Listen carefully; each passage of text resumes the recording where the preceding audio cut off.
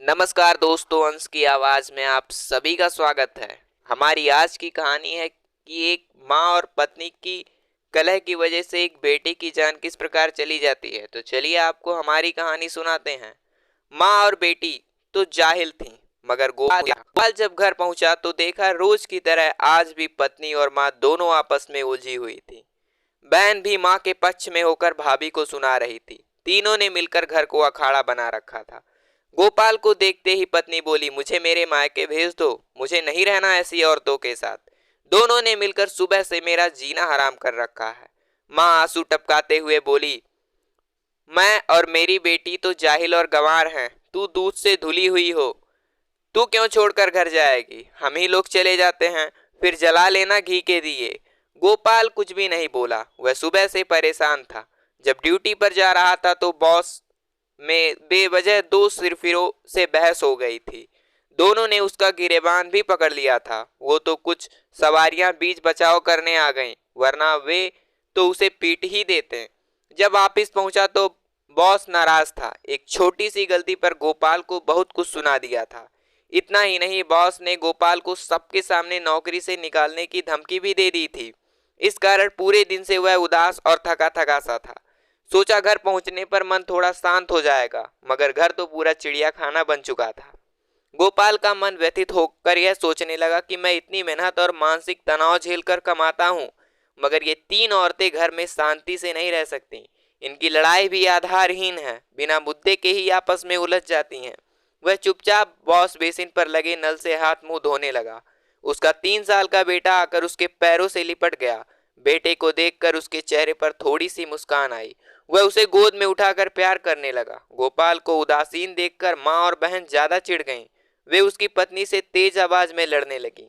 वह बच्चे को लेकर कमरे में चला गया। कमरे में बच्चे के साथ खेलते हुए माँ और पत्नी के तीखे बोल भी सुन रहा था। कुछ देर बाद उसकी पत्नी खाना ले आई। बोली, आपकी माँ और बहन से झगड़े के कारण सब्जी नहीं बना सकी। ये सुबह की बची हुई सब्जी है, यही खा लो। गोपाल बोला, झगड़े की वजह क्या थी? पत्नी बोली, आपकी बहन 4 थैलियां छाछ की लाई थी। 2 थैलियां दोनों माँ बेटी ने पी ली। बाकी की 2 थैलियां फ्रिज में रखने की बजाय कमरे में ले जाकर रख ली। अब आप ही बताओ, मैं इंसान नहीं हूं क्या? बाहर खड़ी बोली माँ, शर्म कर थोड़ी बहुत। सुनीता 2 ही थैलियां छाछ की लाई हुई थी। पत्नी बोली, शर्म तो आप करो माँ जी, आपको आपके पोते की कसम, सही सही बताओ, सुनीता कितनी छाछ की थैली लाई थी? सास गुस्से में बोली, हाँ 4 थैलियां लाई थी, मगर तुमने भी तो दही फ्रिज में रखने की बजाय अपने कमरे में ले जाकर रख लिया था। गोपाल टूटी आवाज में बोला, तुम तीनों बिना लड़े इस घर में नहीं रह सकती हो क्या? चलो अब झगड़ा खत्म करो, वरना मैं खाना नहीं खाऊंगा। वह पत्नी से बोला, चलो माँ और सुनीता से माफी मांगो, ये झगड़ा खत्म करो। पत्नी तुनक कर बोली, जब मैंने गलती की ही नहीं तो मैं माफी क्यों मांगू? गोपाल बोला, मेरे खातिर मांग लो यार, फिर वे दोनों भी तुमसे माफी मांग लेंगे। पत्नी बोली, आपको तो हमेशा मैं ही गलत लगती हूँ, मगर मैं माफी नहीं मांगूंगी। अपनी माँ बहन को से कहो पहले वो मुझसे माफी मांगे। बहन बोली, पहले माफी मांगेगी मेरी जूती। माँ बोली, बेशरम, तुझे शर्म नहीं आती? सास से माफी मंगवाते हुए यही संस्कार दिए हैं क्या तुम्हारे माँ बाप ने? पत्नी बोली, माँ जी मेरे माँ बाप तक मत जाओ, वरना मैं भी अपनी आप पर उतर आऊंगी। माँ कमरे में आ गई और बोली, क्या सुनाएगी तू, जरा बोल तो सही। बेटा भी नालायक है जो सुन रहा है, वरना एक लगा देता तो चू भी नहीं कर पाती। गोपाल उठकर खड़ा हो गया, बाहर आकर चप्पल पहनी और घर से बाहर निकल गया। वह आज सुबह से भूखा था, क्योंकि बॉस की डांट के कारण वह दिन से खाना नहीं खा सका था।